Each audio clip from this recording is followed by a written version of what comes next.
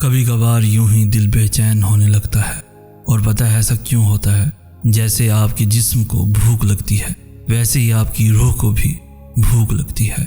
हाँ, एक ख़ास वक्त तक तो आपका जिस्म वो भूख बर्दाश्त कर लेता है, लेकिन उसके बाद वो कांपने लगता है और आपसे मदद मांगने लगता है और आपको बताने लगता है कि यहाँ कुछ ठीक नहीं है, कुछ मिसिंग है।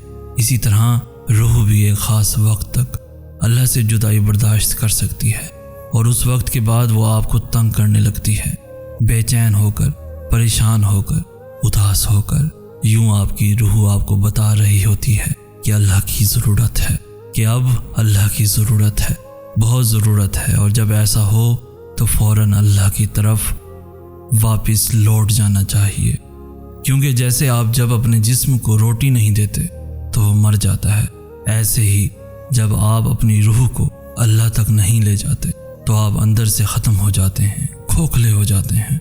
और वो दिल भी भला दिल है जिसमें अल्लाह ना हो, वो ज़िंदगी भी कोई ज़िंदगी है जो अल्लाह से बिछड़ कर गुजारी हो। दुआएं तो अल्लाह को सबसे प्यारी होती हैं और टूटती फूटती दुआएं जिनको जोड़ने के लिए हमें अल्फाज ही नहीं मिलते, जिन्हें तरतीब देने के लिए हमारे पास हुनर ही नहीं होता, वो दुआएं अल्लाह की सबसे लाडली दुआएं होती हैं, क्योंकि वो जानता है कि अपने दर्द के किस मकाम पे पहुंचकर वो मांगी हैं और कितनी तरफ से मांगी हैं कि ज़ुबान भी उन्हें बयान करने से कासिर हो गई है। अल्लाह को अपने बंदे पे बड़ा प्यार आता है जब उसका बंदा आधी अधूरी दुआएं करके कहता है कि अब क्या कहूँ, कैसे कहूँ, तू तो सब जानता है, मेरी खामोशी समझ ले। यानी आपने ये मान लिया है कि वो जानता है और वो जान लेगा। तो फिर अल्लाह भी कहता है कि लो फिर जान गया मैं, सुन लिया मैंने, और अब तैयार हो जाओ कि मैं अदा करने वाला हूँ। तुम्हारी सारी बेतरतीब दुआओं से तुम्हारे नसीब को तरतीब देने वाला हूँ। और फिर कैसे चीज़ें अपनी जगह पर वापस आ जाती हैं और कैसे दिल की बिखरी हुई दुआएं सिमट जाती हैं। हम तो देखते ही रह जाते हैं। मेरे प्यारे अल्लाह के सारे काम ही बड़े प्यारे और अनोखे होते हैं। तो फिर मांगते रहें, अल्फाज ना मिलें तो रो दें, क्योंकि वो सब समझता है। वो तो चूंटी की धड़कन भी सुनता है। हमें तो फिर उसने अशरफुल मखलूकात का दर्जा दिया है, हमसे तो फिर उसने सबसे ज़्यादा मोहब्बत की है।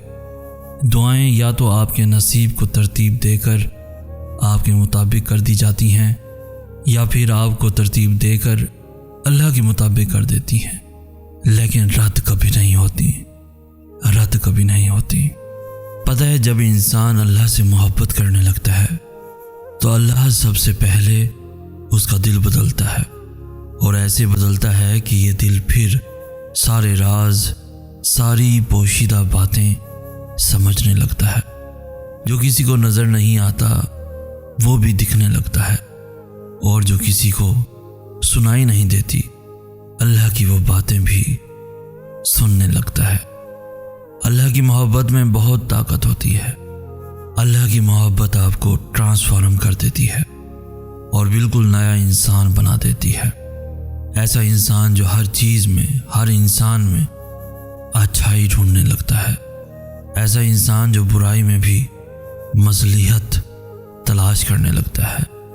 ऐसा इंसान जो मुश्किलात के बावजूद भी अच्छे दिनों की उम्मीद रखता है।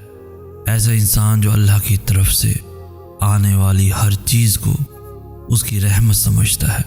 फिर वो खुशी हो या फिर आजमाइश, यही फ़र्क है इंसान की और अल्लाह की मोहब्बत में।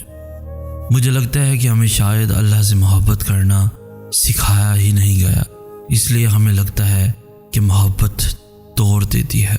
अगर अल्लाह से मोहब्बत करना सीखी होती तो समझ आती कि मोहब्बत तो जोड़ देती है, मोहब्बत तो पहले से बेहतर बना देती है, मोहब्बत तो बुराई से दूर कर देती है, मोहब्बत तो बदल देती है, मोहब्बत तो आपको एक मजबूत और बाकिरदार इंसान बना देती है।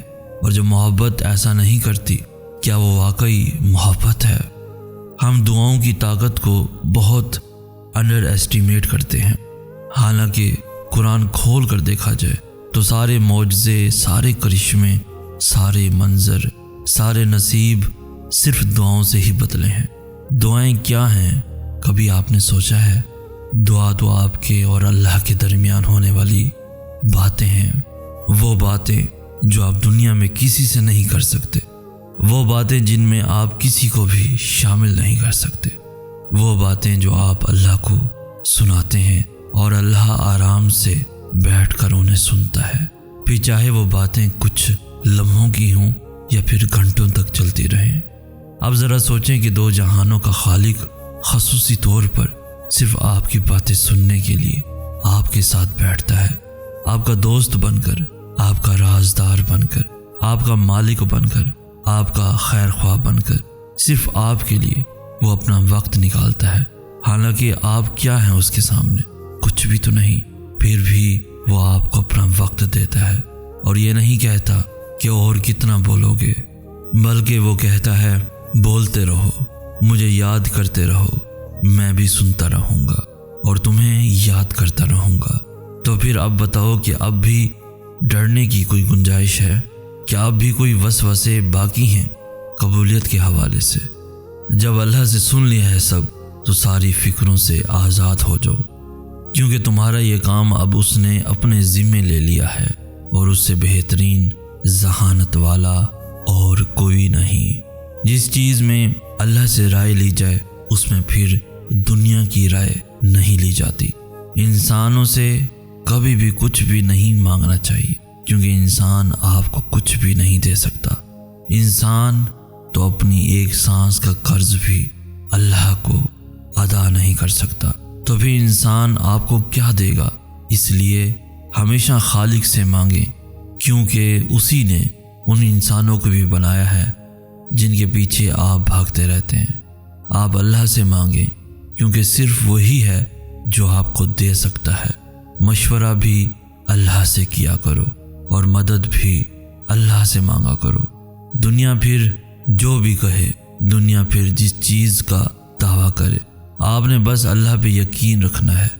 फिर देखें कैसे ये दुनिया भी आपको मिलती है और वो दुनिया भी।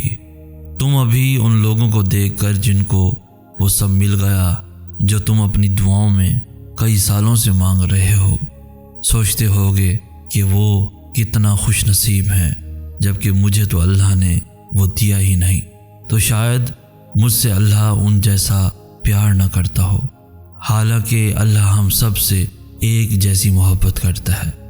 उन्हें जल्दी इसलिए मिल गया है क्योंकि ये उनका वक्त है, और हमारी दफ़ा देर इसलिए हो रही है क्योंकि अभी हमारा वक्त आना है। अभी दुआओं का वक्त है, इसलिए अल्लाह ने हमें दुआओं में लगा रखा है। इसके बाद कबूलियत का वक्त भी आएगा, और जब आएगा तब तुम देखोगे कि अल्लाह ने तुमसे कितना प्यार किया है। अल्लाह का जवाब ज़रूर आएगा, क्योंकि यही वादा है अल्लाह का। अल्लाह तुम्हें तुम्हारी चाह से ही नवाजेगा, लेकिन तब जब वो चाहेगा।